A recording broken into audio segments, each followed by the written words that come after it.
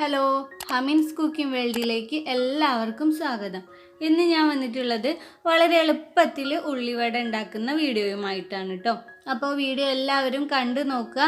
എന്നിട്ട് നിങ്ങൾക്ക് ഇഷ്ടപ്പെടുകയാണെങ്കിൽ ലൈക്ക് ചെയ്യുക, ഷെയർ ചെയ്യുക. അതുപോലെ എൻ്റെ ചാനൽ സബ്സ്ക്രൈബ് ചെയ്യാത്തവരുണ്ടെങ്കിൽ പ്ലീസ് ഒന്ന് സബ്സ്ക്രൈബ് ചെയ്തേക്കണേ. അപ്പോൾ നമുക്ക് വീഡിയോ നോക്കാം.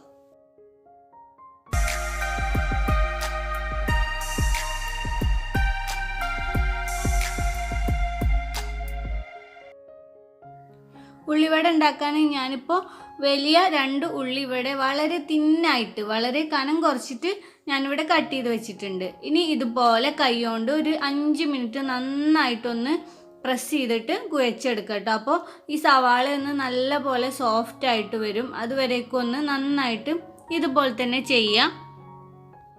ഇപ്പോൾ അതേ കണ്ടോ, സവാളയൊക്കെ സോഫ്റ്റ് ആയിട്ട് വന്നിട്ടുണ്ട്. അപ്പം നമുക്കിതിലേക്ക് കുറച്ച് മല്ലിയില കട്ട് ചെയ്തത് ഇട്ട് കൊടുക്കാം.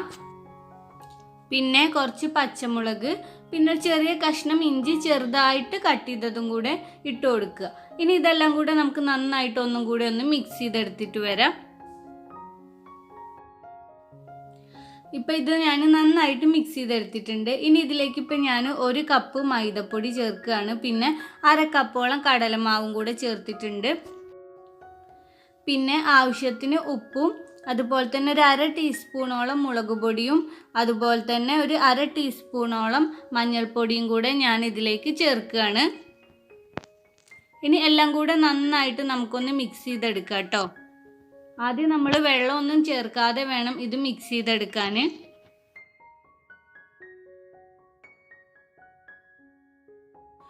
ഇപ്പോൾ ദേ ഞാനിത് മിക്സ് ചെയ്തെടുത്തിട്ടുണ്ട്. ഇനി ഇതൊന്ന് മാവാക്കി എടുക്കാൻ വേണ്ടിയിട്ട് ഇതിലേക്ക് 2-3 ടേബിൾ സ്പൂൺ വെള്ളം ഒഴിച്ചു കൊടുക്കുക കേട്ടോ.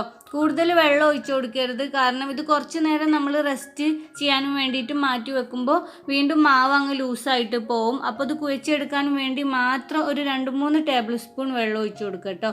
എന്നിട്ട് നന്നായിട്ടൊന്ന് കുഴച്ച് മിക്സ് ചെയ്തെടുക്കുക. ഇപ്പോഴത്തേ കണ്ടു ഞാൻ മാവ് കുഴച്ചെടുത്തിട്ടുണ്ട്. ഇനിയിപ്പം ഞാൻ ഇതിലേക്ക് ഒരു പിഞ്ച് കായപ്പൊടി ചേർക്കുകയാണ് കേട്ടോ. ഇത് ഉണ്ടെങ്കിൽ മാത്രം ചേർത്താൽ മതി. ഇത് ചേർത്താൽ ഒരു പ്രത്യേക ടേസ്റ്റാണ് കേട്ടോ, നിർബന്ധമൊന്നുമില്ല. എന്നിട്ട് അതും കൂടെ ചേർത്തിട്ട് ഞാൻ ഒന്നും കൂടെ ഒന്ന് മിക്സ് ചെയ്തിട്ട് ഇതിനൊരു 1/2 മണിക്കൂർ റെസ്റ്റ് ചെയ്യാൻ വേണ്ടിയിട്ട് മാറ്റി വെക്കുകയാണ് കേട്ടോ. ഇപ്പോൾ കണ്ടു ഞാനിത് 1/2 മണിക്കൂർ മാറ്റി വെച്ചതാണ്. അപ്പോൾ കുറച്ചും കൂടെ മാവ് ലൂസായിട്ട് വന്നിട്ടുണ്ട് കേട്ടോ. ഇനി നമുക്കിത് എത്രത്തോളം വലുപ്പത്തിൽ ഉള്ളിവട വേണോ അത്രത്തോളം വലുപ്പത്തിൽ കയ്യിലിട്ട് പരത്തി ഷേപ്പ് ചെയ്തിട്ടിട്ട് നമുക്ക് ചൂടായ എണ്ണയിലേക്ക് ഇട്ട് ഇതിനെ വറുത്തെടുക്കാം.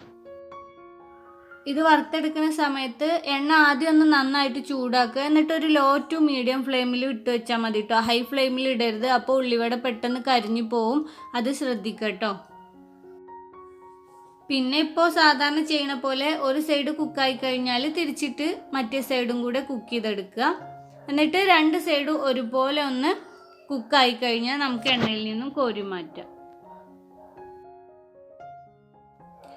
ഇപ്പോൾ 2 സൈഡും കുക്കായിട്ട് വന്നിട്ടുണ്ട്. ഞാൻ എണ്ണയിൽ നിന്നും കോരി മാറ്റുകയാണ്.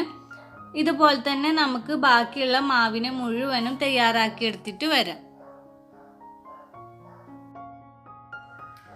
അപ്പോൾ ഇതാ നമ്മുടെ ഉള്ളിവട ഇവിടെ റെഡി ആയിട്ടുണ്ട്.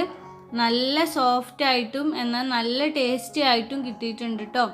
നമ്മൾ ചായക്കടയിൽ നിന്നൊക്കെ വാങ്ങി കഴിക്കണം അതുപോലെ തന്നെ കിട്ടിയിട്ടുണ്ട് കേട്ടോ. അപ്പോൾ എല്ലാവരും ഒന്ന് ട്രൈ ചെയ്ത് നോക്കുക. നല്ല ടേസ്റ്റാണ്. നോമ്പ് തുറക്കൊക്കെ നമ്മൾ സ്ഥിരമായിട്ട് ഉണ്ടാക്കണമല്ലോ ഉള്ളിവട. അപ്പോൾ ഒന്ന് ട്രൈ ചെയ്ത് നോക്കുക കേട്ടോ. എന്നിട്ട് നിങ്ങൾക്ക് എൻ്റെ വീഡിയോ ഇഷ്ടമായിട്ടുണ്ടെങ്കിൽ ലൈക്ക് ചെയ്യുക, ഷെയർ ചെയ്യുക. അതുപോലെ ഈ വീഡിയോ കണ്ടുകൊണ്ടിരിക്കുന്ന ആരെങ്കിലും ചാനൽ സബ്സ്ക്രൈബ് ചെയ്യാത്തവരുണ്ടെങ്കിൽ പ്ലീസ് ഒന്ന് സബ്സ്ക്രൈബ് ചെയ്യുക കേട്ടോ. അപ്പം നമുക്ക് പുതിയൊരു വീഡിയോയുമായിട്ട് വീണ്ടും കാണാം.